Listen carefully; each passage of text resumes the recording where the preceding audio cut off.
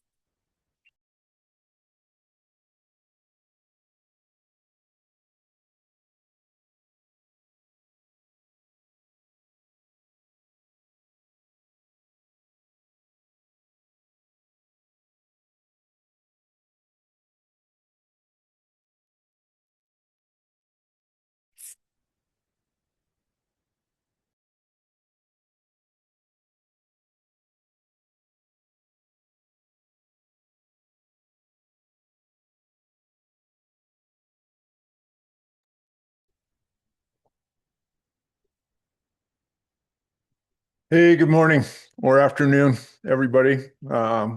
Thank you for attending. Um, if I'm a little frazzled and inconsistent, I got about 3 hours of sleep last night. I have a brand new Labrador Retriever puppy, 8-week-old puppy that decided to get up 3 times in the middle of the night last night. So I'm a little frazzled to this morning. So bear with me as we plow through this. I apologize for my potential inconsistencies and maybe freeze and pauses and get lost, but hopefully we can get through this and you'll at least get the information you need. So apologies in advance. Also, just a little housekeeping. I was going to offer the marketing planner Ian a URL. And when I was setting up the URL this morning, it had a hard time rendering. So I sent you all an email, and I hope you got it with an attached hard copy of it. So if you want to open that up and follow along, it's it should be in your inbox with the attachment there. You can follow along. So, but let's get started. I want to thank you all for showing up today. Um, this marketing planner is something I've been working on for about the last year or so, and I use with my clients, and if found that it's created a lot of consistency and success on the marketing side for my clients. Um, and it's a work in progress. I mean, there's things that I like about it, things I don't like about it. And now that Claude works with Excel, over the last couple of weeks, I've actually been able to do a lot of improvements to it, um, to make it a little bit more accurate. And well, we'll get into that a little bit about the accuracy of it and what you can do with it. But let's kick this off. So your pipeline doesn't dry up because the market slows down. As you all know, and I'm sure you all beat yourself up, from time to time about you you stopping prospecting. You get really busy. You've got 4 or 5 deals that you're working on the pipeline and varying in stage, or you're on the delivery side and you've run into problems with trying to deliver something for a client, and you just your time just run you just run out of time, and you get super busy, and one of the first thing that goes is the marketing. And I I don't think I've ever talked to a prospect or a client that hasn't said that they've had a drought. And when you stop prospecting, what happens is downstream, all of a sudden the deals start to slow down. And it's obvious for everybody. And we call this, the commission valley, where, you'll be pumping along, pumping along, pumping along. And then all of a sudden you go, 1 month, 2 months, you get really, really busy, and your pipeline starts to dry up. And what I want to convey today is this is really not a market problem. It's a math problem. And that's the idea behind the marketing planner. It's if you understand what your numbers are and can be consistent, you can be successful. And one of the things in working with my clients on this marketing planner, and we put together a plan and put it out, and we look at our the mathematics of what we have to do every week. They're surprised by the actual little amount of work they thought they had to do if they were consistent to reach their goals. But we'll get in a second. So talk about this. The prospecting drops. Here you are 3 months later, the funnel's empty. You got go into a recovery cycle, and then you go the next close, and you've got 6 months of damage. Very predictable and very avoidable. We call this the reactive tax. In rerunning your pipeline reactively instead of understanding what you have to do weekly and setting aside the time to do it. And it compounds silently. And unfortunately, you're paying for it, without you realizing you're writing the check, kind of thing. And studies have been done that this potentially could be somewhere in the realm of 30 to 50% of your potential GCI, that, deals that never got into the funnel because of the lack of consistency. And, the standard advice is, be consistent or whatever. And the idea behind the marketing planner is, on a weekly basis, if you can just hit your numbers, and the numbers aren't big. I mean, you'll see in a second, they're not huge on a weekly basis. In a lot of cases, it's, carving out 4 or 5, 6 hours a week to do this, and you'll hit your numbers. So a lot of you probably understand it, but the basis of the whole plan, the planner, is based upon this, re-engineering the pipeline. And how it works, and we'll get into the specifics of it, but just in a general sense is, take a goal of for the year. For example, you say you want to do $1 million in gross commissions, okay? And say that your average deal size, or the deal size that you want to do, is $100,000. So you take 1 million and divide it by 100,000. That's 10 deals, 10 required deals. Okay. We then take those deals and then we split them through 19 different marketing channels. And primarily we use cold email, warm email, cold calls, warm calls, whatever, and then a host of other things. But those are a little bit more broadcast and a little bit more difficult to predict.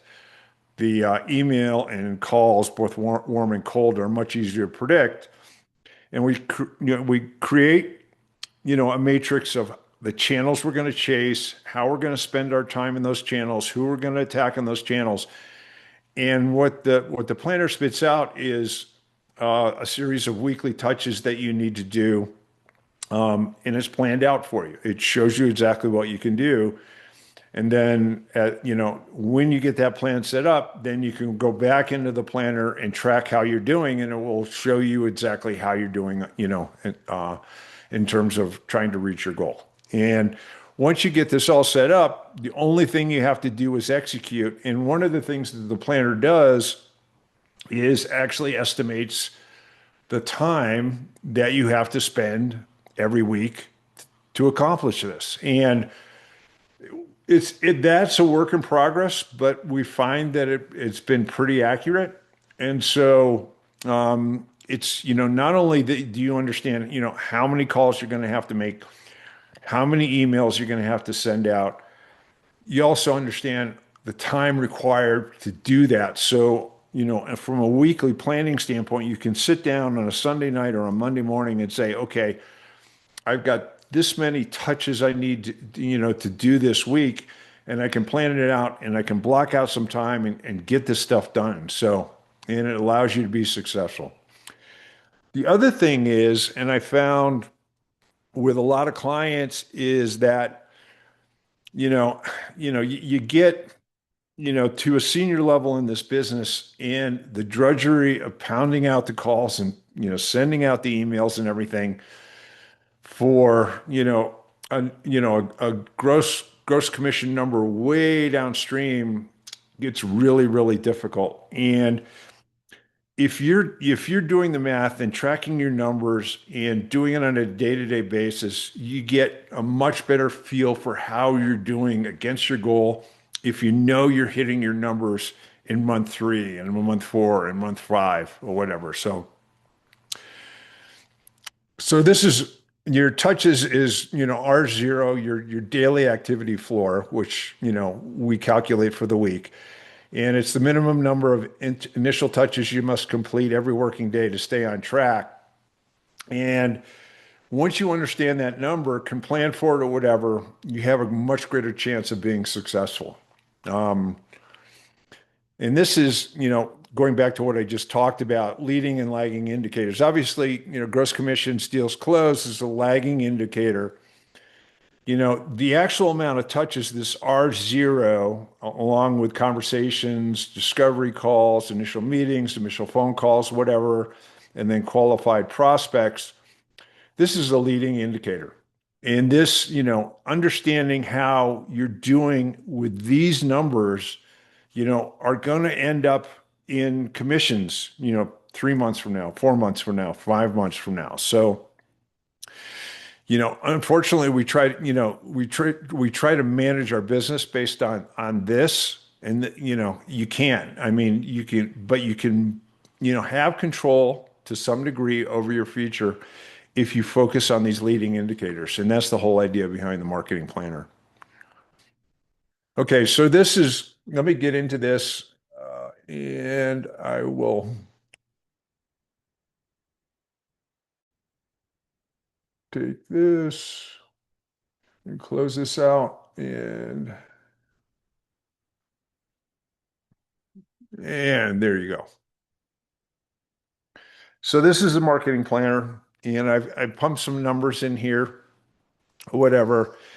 And the idea here again is gross commissions, by average deal size, number of deals you have to do, and then it breaks it down. So let me go to the input sheet and show you exactly, because it's not real difficult to put the numbers in here and spit out, what you have to do. So this column section right here is a series of numbers to enter in, and you have on the product type, and I've got, you know, I'm sorry, that's tough to see, but it's office, industrial, and retail.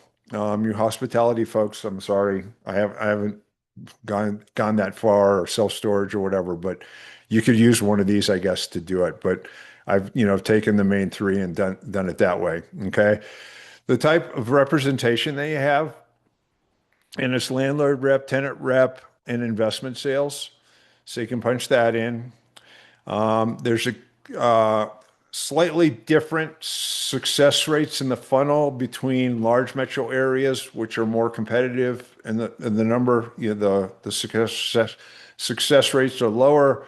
Smaller metro areas, the success rate's a little higher, so that's calculated in here.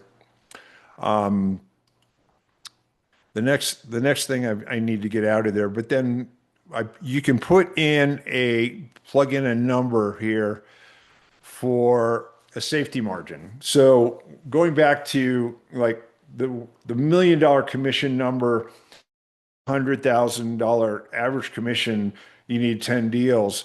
This will now make this, 12 deals. It will add 20% to that number, and then it will pump up your touches by 20% just to ensure that you can reach your goals. So there's a lot of things that you could add in. You could put in 0, 10% or whatever safety factor you want. This is what I was talking about. Here you can put in your average deal value, the period, income, GCI that you're looking to get. You can do this for 3 months, 6 months, 9 months, or 12 months.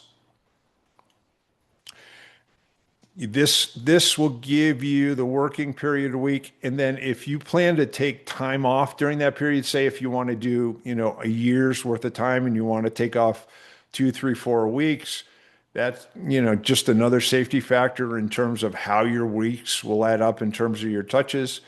And so you can pump in a number here of, if you were gonna put in 12 months, 52 weeks, and you plan to take 4 weeks off over that period of time, you'd punch in four here, and then it would calculate it based on 48. Okay. Now here's the channel mix. And these four are probably the primary thing that I use with my clients. And this is, these are the most common. And these are the most predictable. And what we do is, we go in here and figure out, how much of this I want to do and punch in a number, and it has to, add up to 100%, but you can put percentages in all these different things and see how it pumps out. I just did this equally throughout. And so, we're going to hopefully get, the deals equally split through these sources, and where you can play with these numbers and work on it. But where the rubber meets the road here is on the outputs. Okay. Now, this is a pretty complicated sheet, and I'll run through this, but here's, the numbers that we put in on the input sheet. Okay. Here's the calculations you're targeting and planning. Here, you're going to need 15 signed clients. You've added a safety margin of 20%, so it pumps it up to 18. Here's your weighted conversion, 2.47% of, 100 prospects, and, the working weeks that you have here. And then the calculations, I'm going to move the box with everybody in it. But here, over that period of time, here's the touches you need, the weekly touches that you need to reach these goals. So, here you've got 18 deals, okay, over a 24-week period of time. And this is the weekly touches that you need to do for those four channels, 108 touches over, 6 months. believe it or not. So, but let me run through how this works. Okay. So here's the four channels that we chose. Okay. And here's, market average funnel. Let me pull this over a little bit. Okay. Here is the success rate for, a cold email campaign. You know, you get one client, less than, a half a client out of, reaching out to 100 prospects in cold email. Warm email, obviously better. You get 3.3% or 3.3 clients out of this. Cold calls, slightly better than cold email. You almost get a client out of that. And then warm calls, this number pumps up pretty well. You get, 5.5 clients out of this. So here is the stage touches that you occur.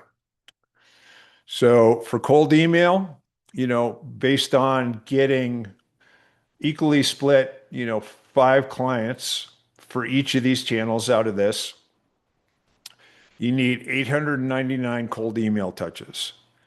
You need a prospects reaching out to prospects. Warm email, you got 151 different ones. Cold call, 562, and then warm call, 90. And here's your total of your touches down here.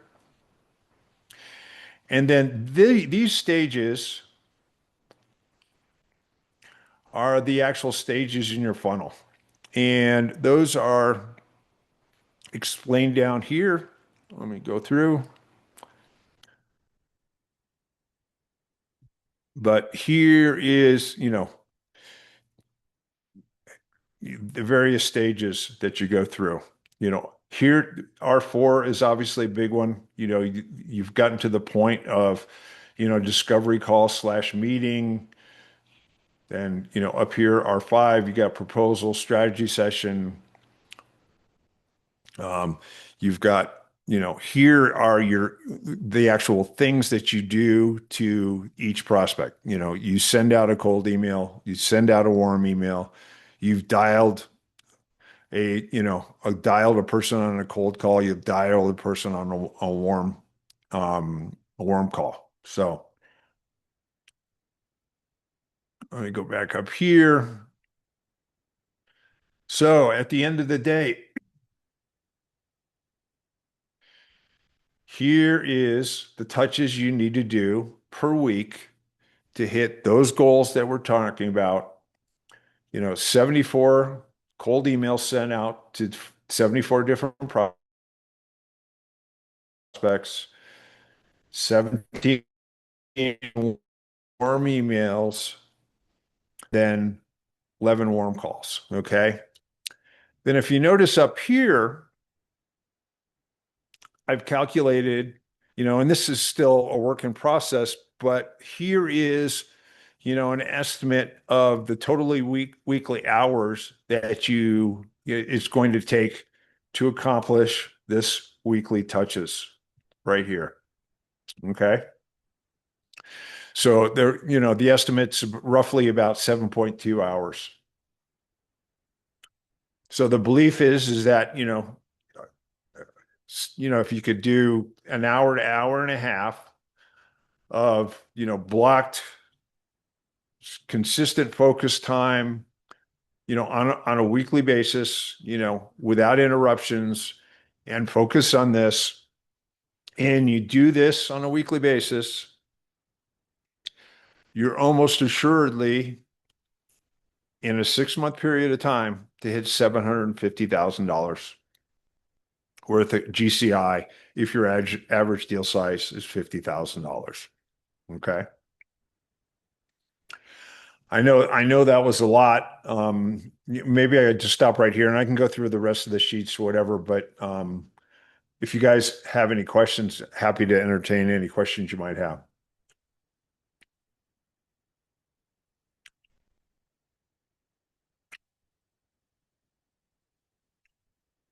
Any questions? I would just ask one, which is what type of deals are you seeing for these average deal size numbers? Because, you know, like you know, I'm a one man shop. I'm doing some sales. I'm doing some leasing. Um, all in industrial, and like I've got some deals that are over this 50,000 size, but most are below, right? So how often are we kind of customizing that? I guess in my case, probably more realistic average deal size, Um, Yeah, I mean, if you're doing different representation types, my suggestion would be to run a different spreadsheet for those types of business. Does that make sense? If you were to, yeah, if you were, industrial, say you're doing industrial leasing and industrial investment sales, I would run two spreadsheets and then take a look at, on your sales side, what, probably you could probably get a better idea of what your average deal size is. Okay. yeah. On the investment sales size, and then on the leasing side, that number, and then run the two of them, and then you'd have to sort of manually sort of add them into each other kind of thing. Okay. Because, and I'll show you in a second, but, the funnel types based on representation are a lot, the numbers are a lot different. So, I think you need to drill down and do that that way. But the other thing too is, I mean, you could use it as a planner and just have your average deal size as a goal, Yeah. right? And just, and do that and see how you're doing against it. And then maybe if you're not making that number, just adjust it downwards or whatever. And then it will, crank up your your effort a little bit kind of thing. Awesome. Thank you. All right. Anybody else have any other questions or I'll Yeah, I have one regarding if just for cold calls, for example.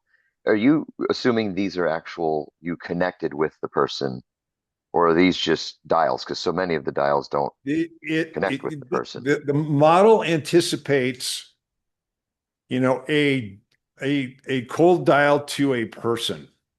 And it's in this case, this RO number for the let me take cold calls right here, the 562 that anticipates reaching out to 562 different people with a cold call.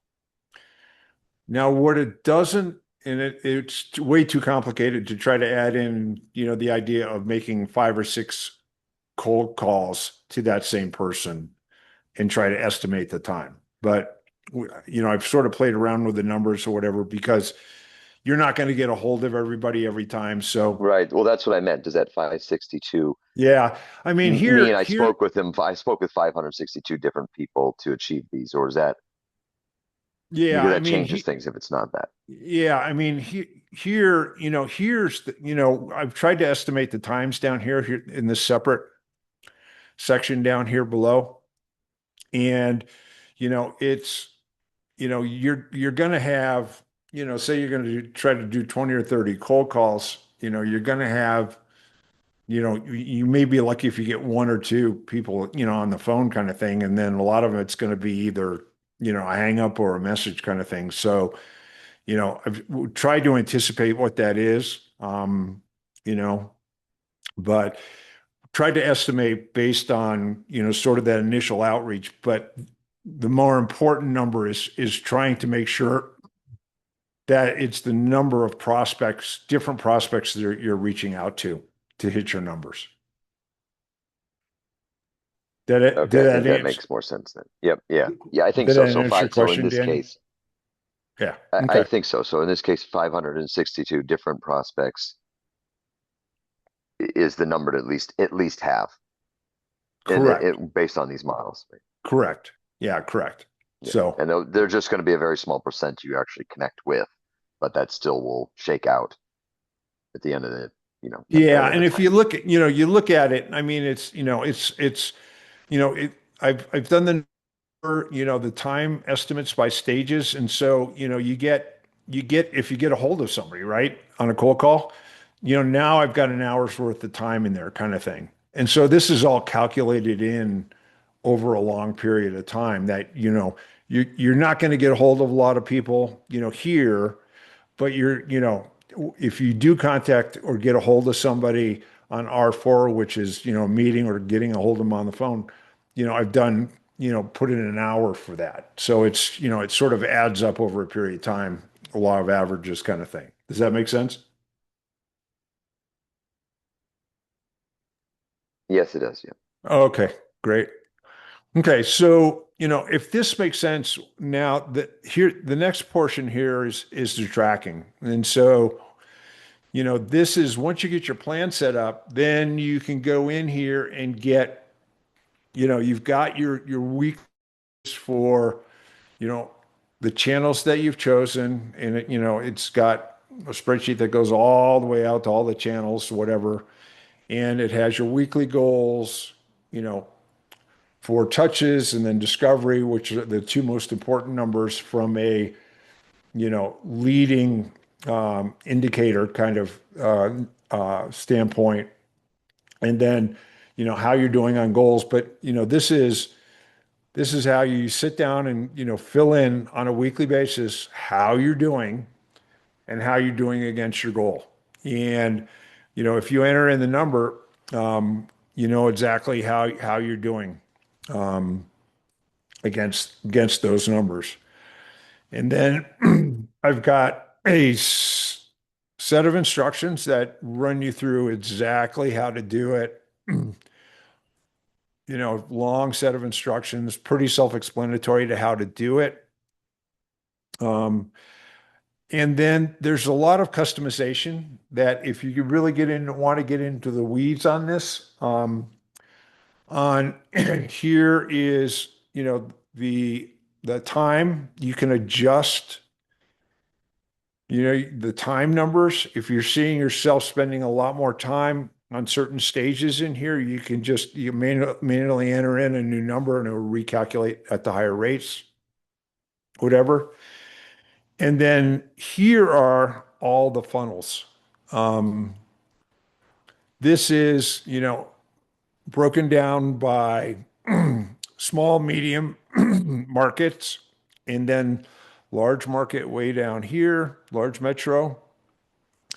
And then, the product types, I have office, then industrial for each metro, and then retail, and then the type of representation that you have, landlord rep, tenant rep, investment sales, and then each has all the funnel, that I've gone through, and I've actually gone through three different AIs to sort of vet these numbers so they're pretty accurate.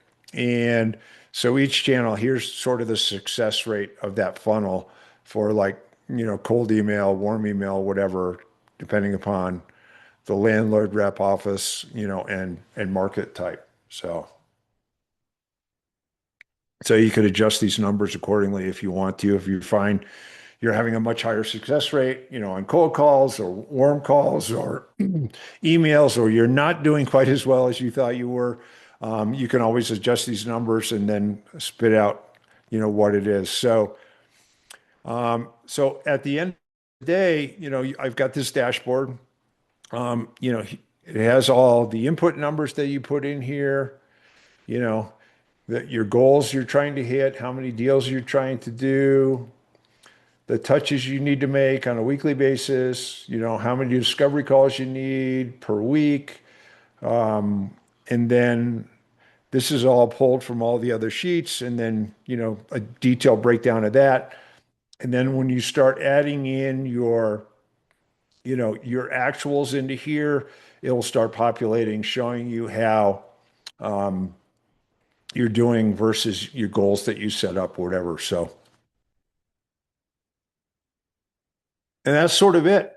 I'm happy. I'll send out an email after this with a copy of the recording, and I'll open it up for questions. But if you want, I'd be happy to sit down and run you through this. And I'll send you out a link in the email, to set up a call, and we can sit down and set yours up for you and go through it and let you run and do what you want to do. But and I'll have that link in the email with a copy of the recording of the call so you can go through it. But I want to open it up for any other questions. I sort of went faster than I thought I was going to be, but that's probably because I'm so sleep deprived. I'm like mumbling. So, but any questions?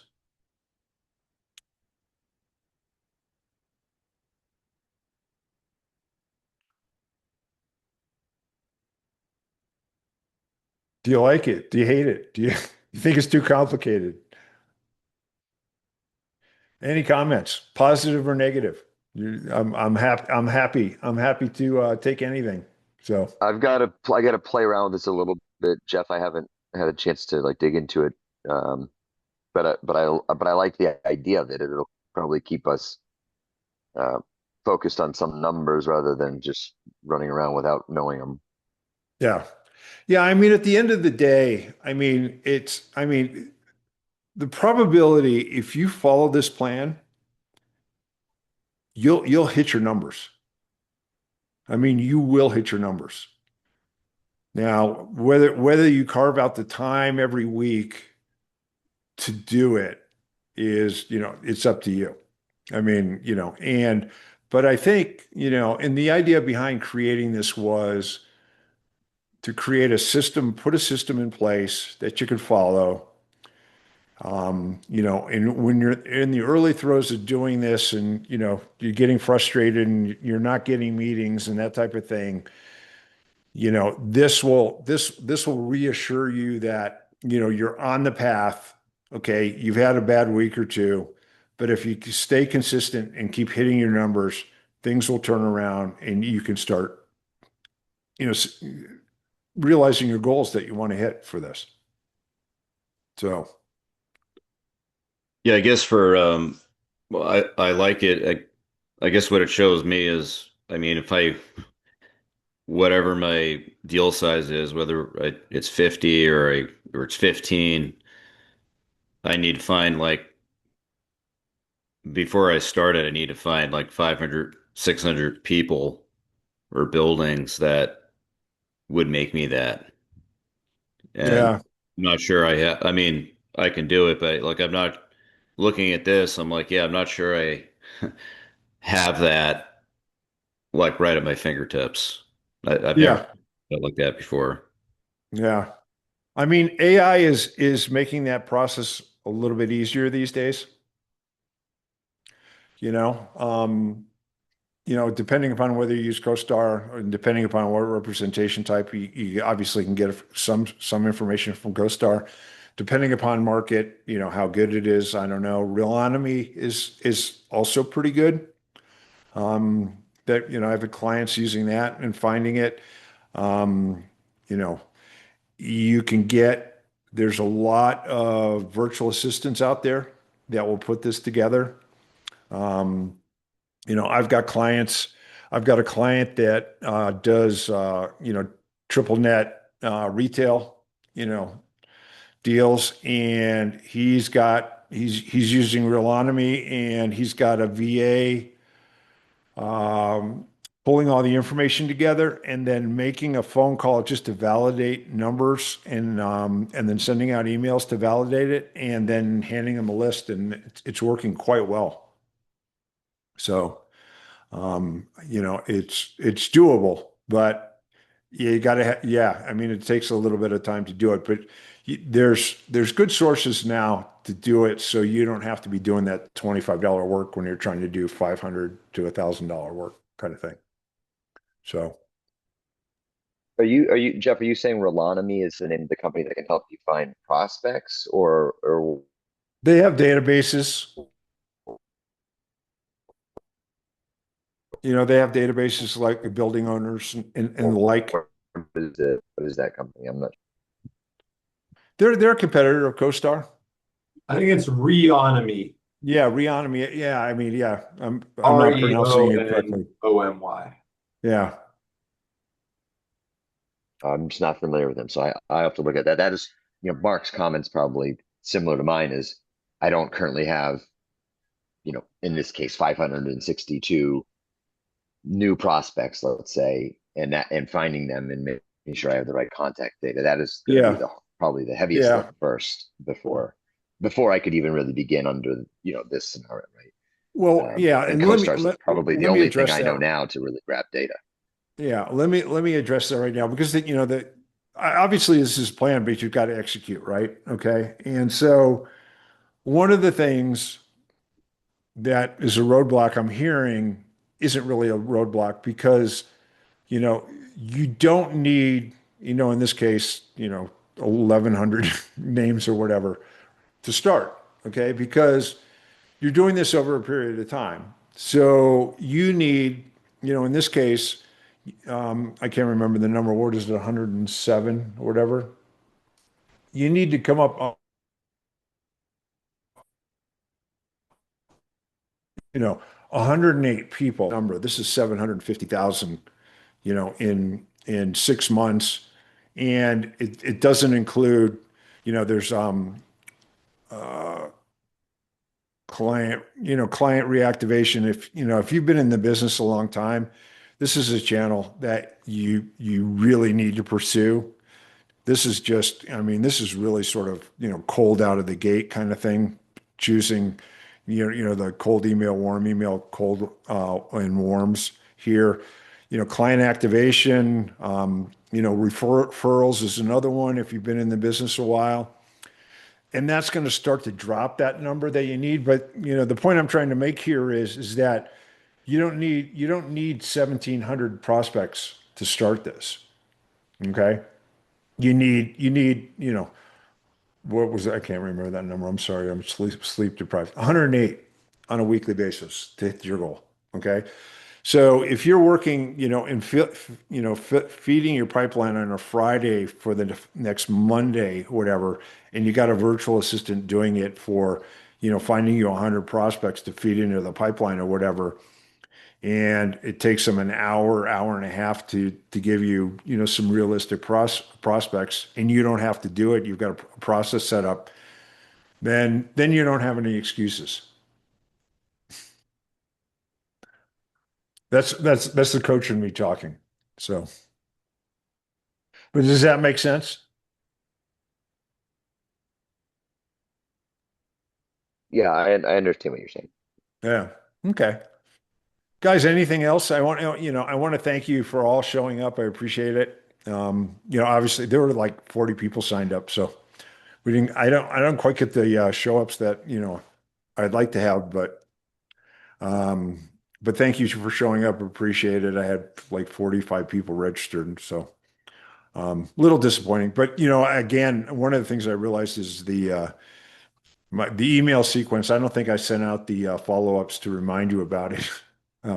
So that was my bad, but I appreciate you showing up. And if you have any questions, feel free to shoot me an email, and I'll send out an email with, a replay of this. And then if you want to schedule some time, and we'll sit down and go through this and put the plan together for you, be happy to do that anytime you want. So it will, I can give you a link in the email, and it'll get to my Calendly, and we can it's like a half an hour call, and we can get it set up. So, all right. I have one more question, just that I think everyone might be interested in, which is like, so I'm in a little bit different spot where I just went and looked at my Excel sheet and I've got almost 700 prospects. Hmm. Okay. And I've called on the same market for 4 years now religiously. So I kind of know who my guys are and who kind of my guys aren't, because I've called on them for a while. Obviously, things can change. I still call on them. But kind of all that being said, like, okay, say you do have 567 prospects, like how often are you wanting your students to call on these people? Like, what do you think the right cadence is for someone who might not have a live transaction right now? Yeah, I mean, the first thing you need to do with that list is segment it. Okay. And by Meaning, segmentation, I mean take for example, um, a tenant, if you did tenant representation, I'm not sure, you do something different, but I'll use it as an example. And what I do with my clients in a lot of cases is we'll set up an A, B, and C segmentation. And, this client may be like a tenant rep person. Okay. The the A segmentation is going to be a group of people that the client knows that they have a lease expiration. So they're really, I mean, for lack of a better term, a hot prospect, right?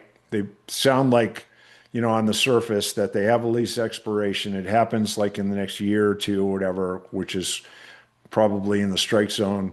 And so, we'll segment that group, and then we'll segment a B group that is, for that client that we may not know the lease expiration, but they may be in a building where you've done other deals kind of thing, or there may be, they may be related to another company you did a deal or whatever, but they may not be as qualified as the A group. And so B group, we created a B group, and then the C group is past clients. And then we're reaching out to those.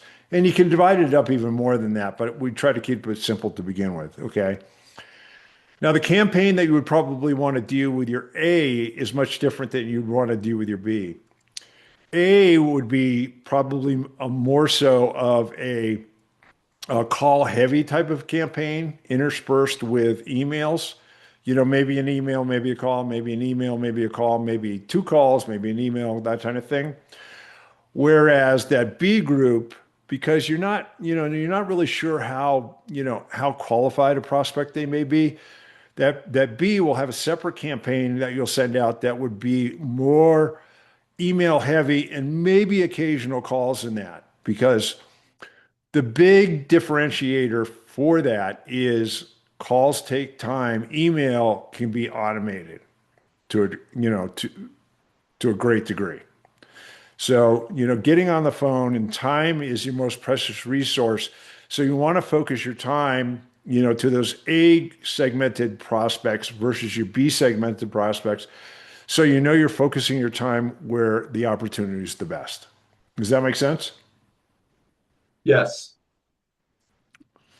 So that's how we when we set up and plan this, and we know the numbers that we need to hit, then we'll go into a whole detail of how to segment out your list, your people, your numbers, whatever, what kind of campaigns we're going to set up, and then once we get that all up and running, then that's when we start tracking it, and that's how we hit our numbers in a nutshell. Awesome. Thank you. All right. Anything else? Appreciate the questions. So the big thing is, putting together this system. Once you get this system, up running, the next thing is extricating yourself out of this system and freeing up more time. Because there's a lot that's done once you get this system set up that can be delegated. And so, once we get with my clients, once we get this set up, running well, we've got, a system for, finding the prospects. We know, how the channels we need to work, how the campaigns are working or whatever.